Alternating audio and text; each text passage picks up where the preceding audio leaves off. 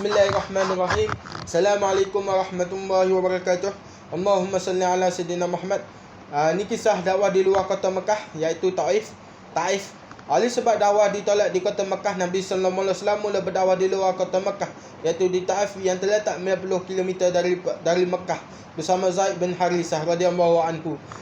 Peristiwa ini berlaku pada bulan Syawal tahun ke-10 selepas kenabian, bersamaan bulan Julai tahun 619 Masihi. Nabi sallallahu alaihi wasallam bertemu dengan tiga orang pembesar Taif.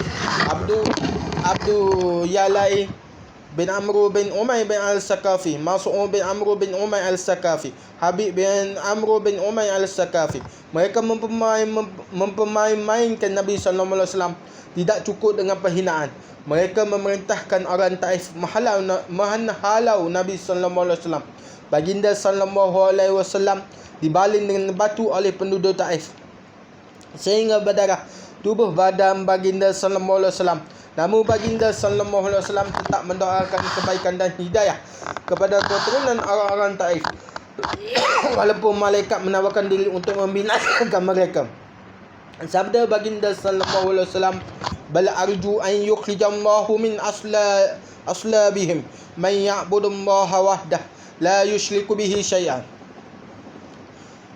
Bahkan aku harap Allah SWT dan melahirkan daripada sulbi mereka generasi yang hanya akan menyembah Allah SWT, tidak mensyirikkan dengannya sesuatu. Riwayat Bukhari. Dalam perjalanan bulan, Adas dan Jin al-Nasir bin Mamluk Islam. Adas ialah hamba kepada Utbah dan Syaibah bin Rabi'ah. Beliau berasal dari Nainawa, Iraq, dan beragama Nasrani.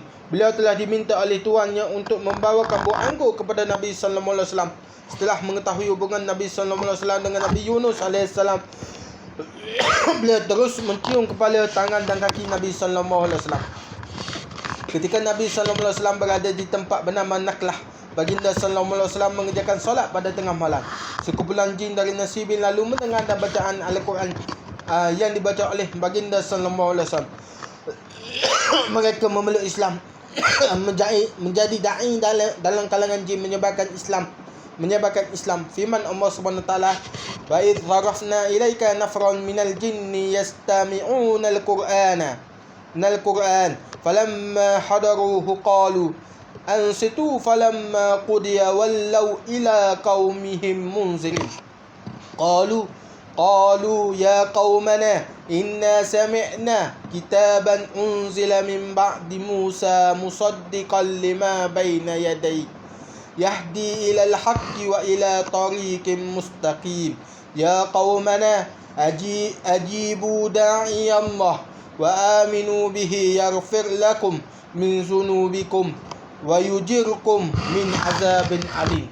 Dan ingatlah ketika kami hadapkan serombongan jin kepadamu yang mendengarkan Al-Quran, maka tak kala mereka menghadiri pembacaannya, lalu mereka berkata, dialah kamu untuk mendengarkannya.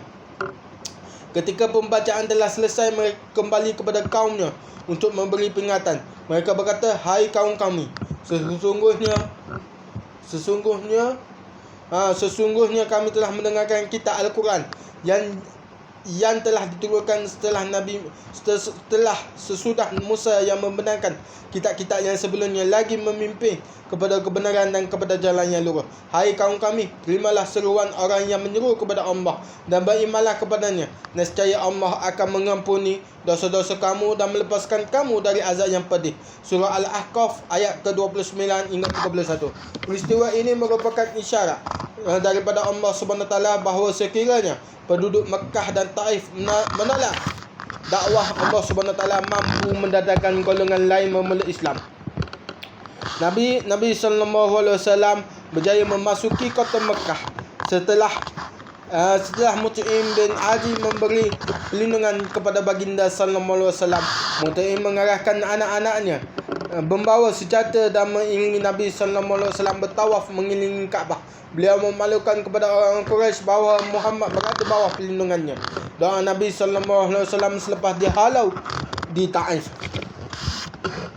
Allahumma ilaika ashku da'fa quwwati wa qillata hilati wa hawani 'ala an-nasi arhamar rahimin anta arhamu bi ila man takiluni ila aduwin yatajahhamuni am ila qaribin malaktahu amri in lam takun ghadbana alayya fala ubali ghaira anna afiyataka hiya awsa'u li a'udzu binuri wajhika alladhi ashrakat lahu az-zulumatu wa salaha alayhi amru ad-dunya wal akhirah min an tunzila bi ghadabaka aw tuhilla alayya sakhataka lakal utba hatta tardah wala hawla wala quwwata illa bik.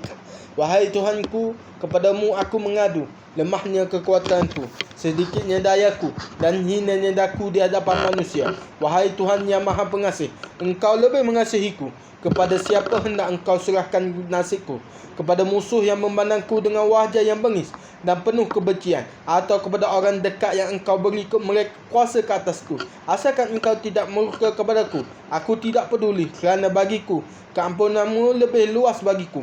Aku berlindung dengan cahaya wajahmu yang menyinari kegelapan, dan kerananya seluruh urusan dunia dan akhirat berjalan dengan baik. Hal itu lebih aku sukai daripada turunkan kemukaanmu, atau daripada Engkau timpakan kepadaku kemarahanmu. Aku memohon keredaanmu sehinggalah Engkau reda. Tidak ada daya dan upaya melainkan denganmu. Semoga bermanfaat hidup untuk memanaikan ummah. Assalamualaikum warahmatullahi wabarakatuh.